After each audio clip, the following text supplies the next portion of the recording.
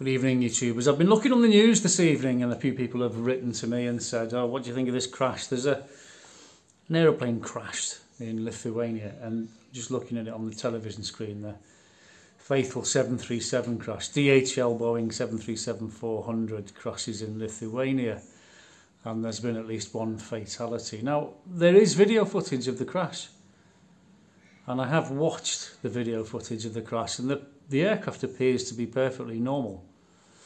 And it's coming into land, it's got all its lights on, everything appears to be normal, and it obviously got too low on the approach, and it, rather than correcting the approach, it just continued down wallop into the ground, which is very odd indeed.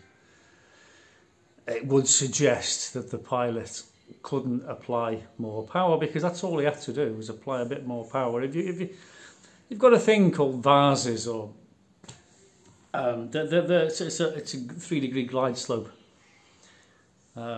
indicator. You've got lights at the side of the runway, you've got 4 lights, okay?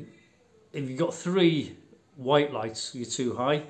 If you've got 2 whites and 2 reds, you're on the 3-degree glide slope. And if you've got 4 reds, they say 4 reds, you're dead, you're too slow. But all you do, if you've got 4 reds, is you apply a bit more power, pull the nose up a little bit. And the only reason that you apply more power and nothing happens, well, it's not the only reason, there can be other reasons, but I would say the main reason is that you've run out of fuel.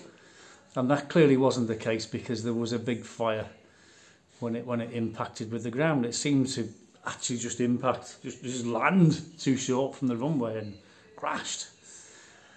So assuming it hadn't run out of fuel, what went wrong? And I don't know. If the pilots had had a problem on board, they would have radioed it ahead and we would have heard it on air traffic control. Now, they would know about the problem, and they'd have emergency vehicles waiting up for whatever the problem was. I don't know, but there's no reason for it to not correct its glide slope. You know, like I say, all you got to do is put a little bit more power in. So unless he had an electrical problem and there was no power but to 2 engines, you'd think if there was a problem, it might be with 1 engine, but you can still increase power with 1 engine and make it to the runway. But it didn't seem to make any sort of alteration, not from what I could see, which is limited. There's a lot of these flight tracking softwares that you can get on the internet. You can look them up. I look flights up all the time when people are moving around that I know of, see if the aeroplane lands safely at the destination, that sort of thing.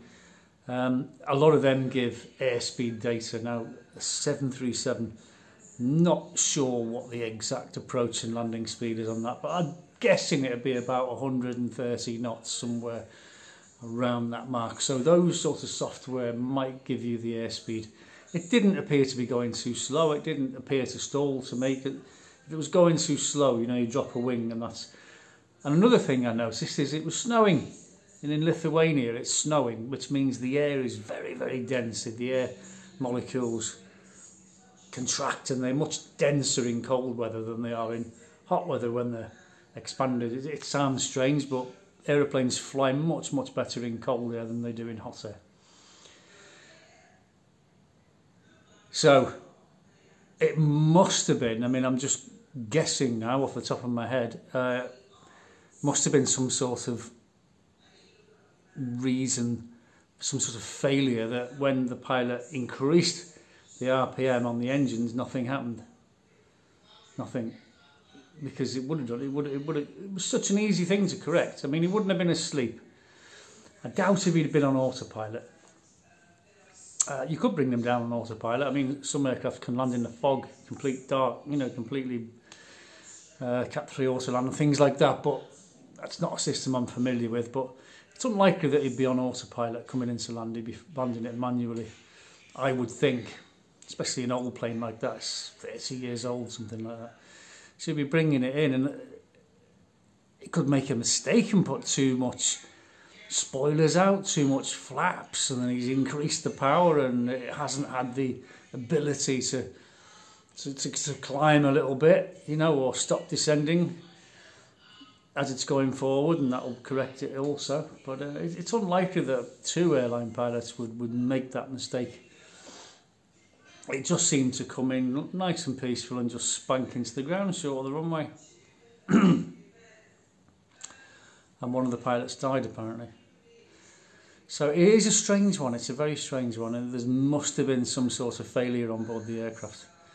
So I can't see the pilot just being asleep and just letting it land in a building. No, you know when you're too low and there's warnings on board. You would put power in, you'd apply the power, and I can't think of anything that would stop both engines from powering up. I mean, maybe one would fail, but the other one, these airplanes can fly on one engine.